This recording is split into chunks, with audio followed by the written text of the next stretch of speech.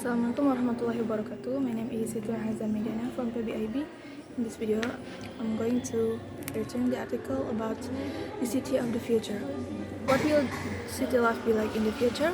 Some people think that life in the cities is going to be horrible. They predict that cities will become more and more crowded as the number of people increases.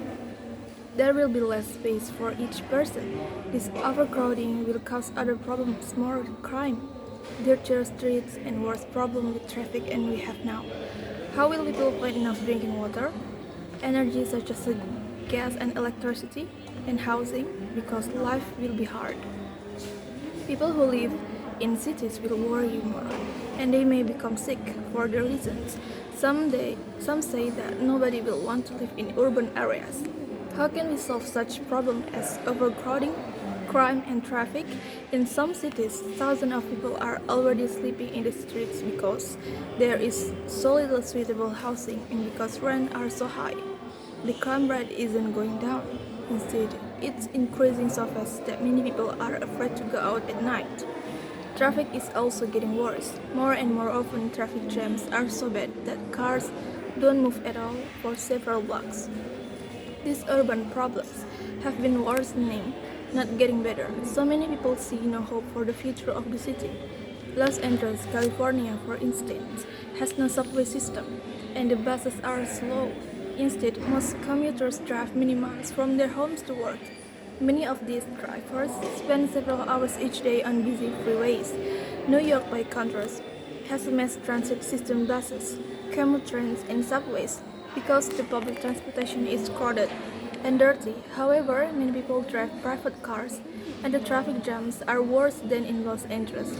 A typical driver complains, "I was driving home, but in 45 minutes I moved only 2 blocks. Finally, I turned off the engine and just sat there." A lot of people left their cars where they were in the middle of the street and went into a bar for a few beers. On the other hand, some cities have clean, fast, and pleasant public transportation systems.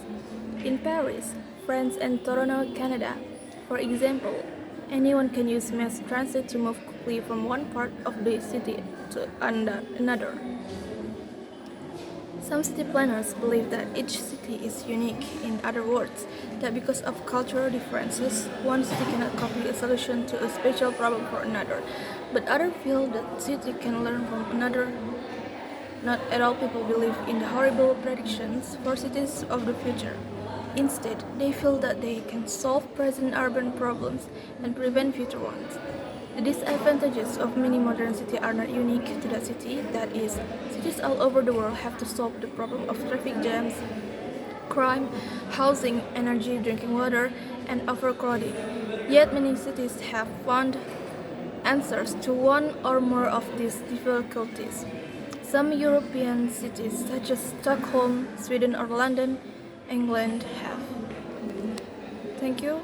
I think that's all. And wassalamualaikum warahmatullahi wabarakatuh.